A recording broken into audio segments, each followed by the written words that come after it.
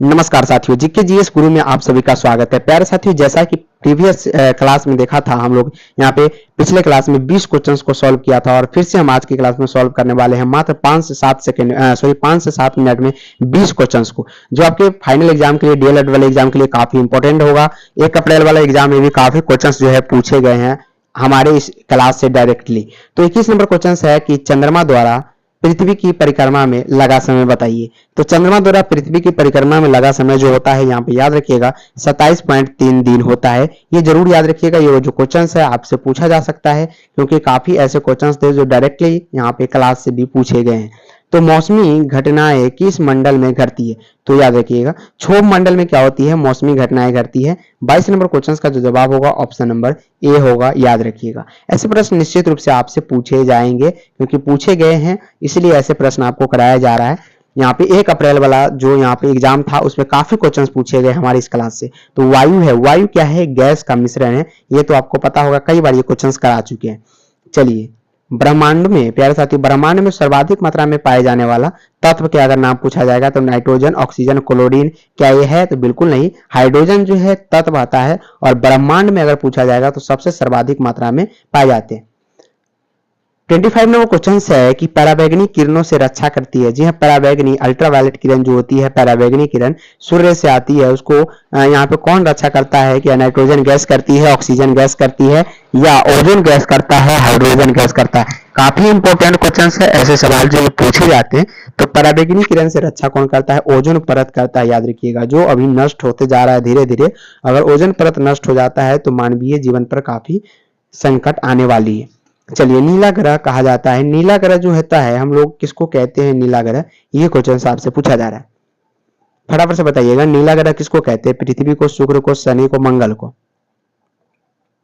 बिल्कुल, नीला ग्रह पृथ्वी को कहते हैं। काफी इंपॉर्टेंट ऑप्शन नंबर यहाँ पे ए आ रहा है।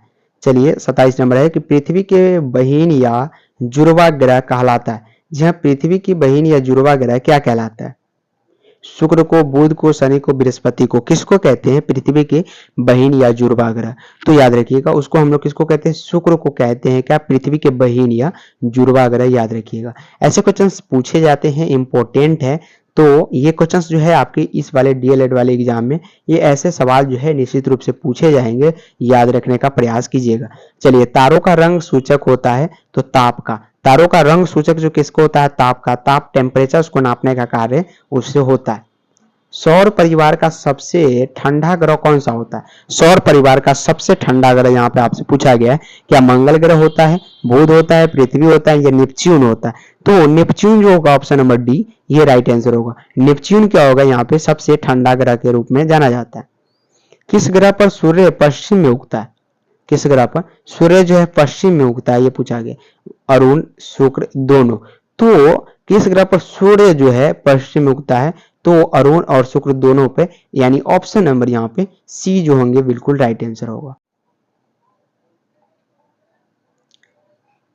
बलय युक्त ग्रह है, ये क्वेश्चन आपसे पूछे गए हैं। तो बलय युक्त ग्रह कौन सा होता है? शनि जो होते हैं प्यारे साथियों, ये क्या होते हैं? बलय युक्त होते हैं, यानी बलय के रूप में होते हैं ये शनि। तो ऑप्शन नंबर क्या होगा? बिल्कुल यहाँ पे बी राइट होगा। चलिए, तो ध्रुव तारा किस दिशा को इंगित करता है? ये क्वेश्चन आपसे पूछा गया कि ध्रुव तारा जो है किस दिशा को इंगित करता है? तो उत्तर दिशा को क्या करता है? इंगित करता है। 4 दिशा होता है, ये तो आपको पता ही होगा।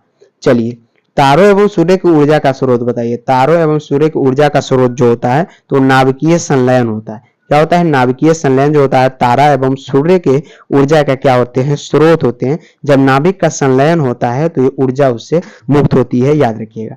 चलिए, नेपच्यून की खोज किसने की थी? ये क्वेश्चन आपसे पूछे गए। तो नेपच्यून की खोज जो है गैले ने की थी। किसने की थी? गैले ने जो नेपच्यून का खोज किया था। मनुष्य ने पहली बार किस वर्ष चांद पर कदम रखा? पहली बार जो है चांद पर कदम किस वर्ष रखा गया है?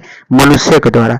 तो मनुष्य जो है पहली बार 1969 में, प्यारे साथियों, 1969 में चांद पर कदम डाला था, याद रखिएगा। ये क्वेश्चंस निश्चित रूप से आपसे पूछे जा सकते हैं। काफी इंपॉर्टेंट क्वेश्चंस हम इसे मान सकते हैं इस बार के लिए, और निश्चित रूप से आपसे पूछा जाएगा। चलिए, अंतरिक्ष यात्री को आकाश दिखाई देता है। तो अंतरिक्ष में जो जाता है प्यारे साथी उसको आकाश काला प्रतीत होता है। कैसा प्रतीत होता है? काला। लेकिन नीचे से हम लोग देखते हैं तो ऐसा प्रतीत होता है कि नीला है, बट ऐसा नहीं, आकाश जो है पूरी तरह से काला प्रतीत होता है। तो सूर्य की सतह का तापमान कितना होता है? जी हाँ, सूर्य की सतह का तापमान कितना होता है, ये क्वेश्चन आपसे पूछे गए। तो सूर्य का जो सतह होता है वो 6000 केल्विन होता है। आप सोच सकते हैं कि कितना हाई टेम्परेचर होता है। सौरमंडल का सबसे छोटा ग्रह पूछा गया है, कौन सा है? आंसर जो है आप लोग कमेंट बॉक्स में देते चलिएगा सभी स्टूडेंट फटाफट से। तो डोमोस याद रखिएगा।